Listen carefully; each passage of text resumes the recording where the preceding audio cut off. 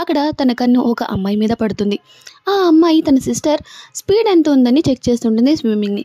అలాగే వెళ్తూ ఉంటే ఆ అమ్మాయి చాలా అందంగా కనిపిస్తుంది. దాంతో లవ్ ఎట్ ఫస్ట్ సైట్ కలుగుతుంది మన అబ్బాయికి.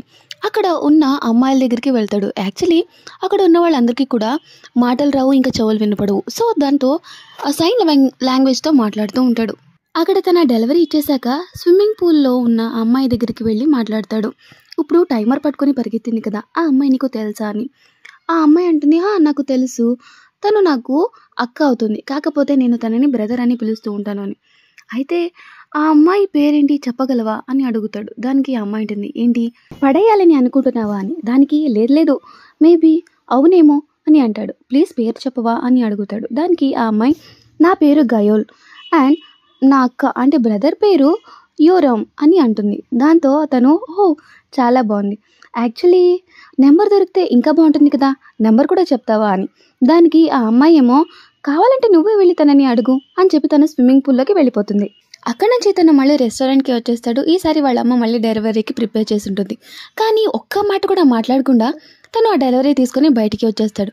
వాళ్ళమ్మ చూసి షాక్ అయిపోతుంది, ఏంటి ఒక్క డెలివరీకి ఇంత మార్పా అని. అయితే దారిలో వెళ్తూ ఉండగా యూరమ్ కనిపిస్తుంది జిన్కి. అప్పుడు తన స్కూటర్ ఏదో పాడైనట్టు తనకు కనిపిస్తుంది. సో సైడ్ మిర్రర్లో తన జుట్టుని సరి చేసుకుని తన దగ్గరికి వెళ్తాడు. హలో అని చెప్పి, నేను మార్నింగ్ స్విమ్మింగ్ పూల్ దగ్గర మీకు డెలివరీ ఇవ్వడానికి వచ్చాను కదా ఆ అబ్బాయిని అంటాడు. సో తను గుర్తుపడుతుంది. ఏమైంది, మీరు చాలా అలసిపోయినట్టు కనిపిస్తున్నారు అని అంటాడు. అయితే స్కూటర్ పాడైంది అని చెప్తాడు. ఒకసారి ఆగండి, నేను చెక్ చేస్తాను అని చెక్ చేస్తాడు. దానికి తను ప్లీజ్ చెక్ చేయమని చెప్తుంది. అయితే చెక్ చేశాక తను అంటాడు, ఇది మోటార్ ఖరాబ్ అయిపోయినట్టు ఉంది, మీరు ఒక పని చేయండి, ఎక్కడికైనా వెళ్తున్నారా అని అడుగుతాడు. దానికి యూరేమంటుంది, యాక్చువల్లీ నేను మా చిల్లిని పిక్ చేసుకోవడానికి వెళ్తున్నాను అని. దానికి జిన్ అంటాడు, అయితే నా స్కూటీని తీసుకువెళ్ళండి అని. దానికి వద్దు వద్దు, మీరు కూడా పనిలో ఉంటుంటారు కదా అని. దానికి జిన్ అంటాడు, అలా ఏం లేదు, మీకు పనిలో ఉంది కదా, రేపొద్దున నేనే వచ్చి మీకు ఇస్తాను అంటాడు. దానికి యూరేమంటుంది, పక్కా కదా అని. దానికి సరే నేనే తీసుకొచ్చి ఇస్తాను అంటాడు. అండ్ ఇంతలోపు తన చెయ్యి ముందుకి పెడుతుంది.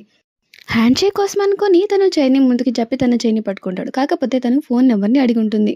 ఇదంతా అయిపోయాక తన స్కూటీ తీసుకొని తన ఫ్రెండ్ గ్యారేజ్కి వస్తాడు.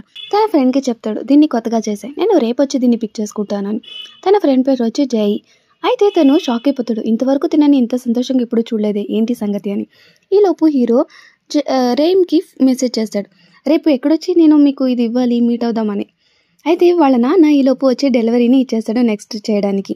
ఇటు రేయం క్లాస్కి అటెండ్ అవుతుంది. అక్కడ ఉన్న వాళ్ళందరూ కూడా వినలేరు.